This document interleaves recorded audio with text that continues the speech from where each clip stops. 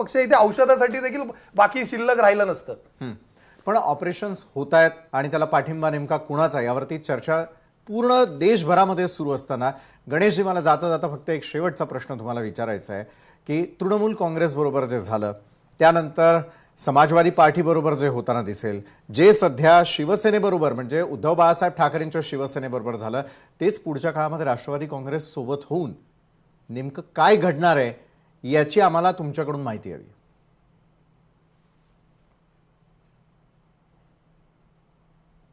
गणेशजी, पुन्हा एकदा आपला आवाज आमच्यापर्यंत येत नाहीये.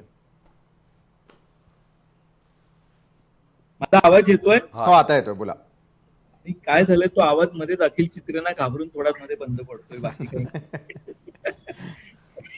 काय झालंय मी तुम्हाला एक स्पष्ट सांगतो. मी काही राजकीय भविष्यवेत्ता नाहीये. मी तुम्हाला परत एकदा सांगतो, त्या राजकारणामध्ये विरोधात बसायची मानसिक तयारी करावी लागते आणि तुम्ही ज्या वेळेला विरोधात बसता त्यावेळेला सकारात्मकपणे विरोधात बसून काम करायचं असतं. आम्ही 2 वर्ष महाराष्ट्रात विरोधात होतो ना. देवेंद्र फडणवीसजी हे त्यावेळेला महाराष्ट्राचे विरोधी पक्ष नेते होते आणि प्रवीण दरेकरजी हे विधान परिषदेचे विरोधी पक्ष नेते होते. जी मीडिया उशिरा जात होती, पण आमचे विरोधी पक्ष नेते त्या घटनेवरती पहिले जाऊन पोहोचत होते. बघा, असं आहे की आम्ही त्याचा भाव नाही करत बसलो. आम्ही स्वीकारलं, ठीक आहे, आमच्या सोबत दगाफटका झाला, आम्ही विरोधी पक्षात आहोत, आम्ही मेहनत केली.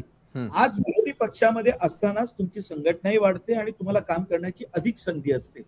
आपण ती संधी का नाही साधत? आपण एक संधी जरूर साधली आहे. रोज सकाळी 9 वाजता उठायचं आणि लोकांना शिव्या देत सुटायचं.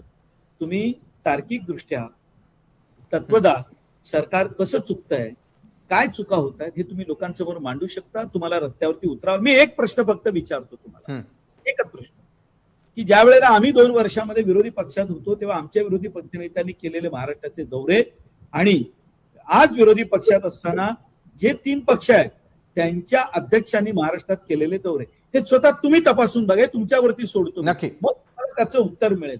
आम्ही स्वीकारलं आणि बघा, मेहनत करायची असते, मेहनत केली, जनता बघत असते. दुसऱ्याला दोष का देता? प्रत्येक वेळेला दुसऱ्याला दोष देऊन तो स्वतःचे दोष झाकता येत नाही आणि सातत्याने उभाठाने हेच केले. तुमचं चुकतं ना, हे जरा लक्षात घ्या. ज्या पद्धतीची भाषा वापरता याने पक्ष नाही वाढत, पक्ष विचारांवर वाढतो. तुम्ही एका मुख्यमंत्री पदासाठी हिंदुत्वाला तिलांजली दिली, ज्या हिंदुत्वाने बाळासाहेब ठाकरेंनी एकदा हात वर केला ना, त्यांनी आयुष्यभर कधी परत मागे नाही घेतला, म्हणून आम्ही त्यांच्या सोबत राहिलो.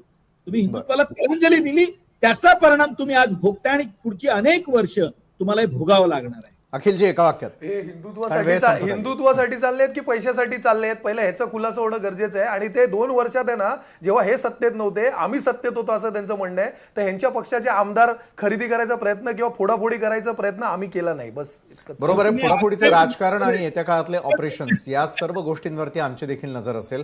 मात्र आपण आपापल्या पक्षाची बाजू मांडण्यासाठी आमच्या स्टुडिओमध्ये आलात, आमच्यावर चर्चा केली, त्यासाठी 3ही मान्यवरांचे धन्यवाद.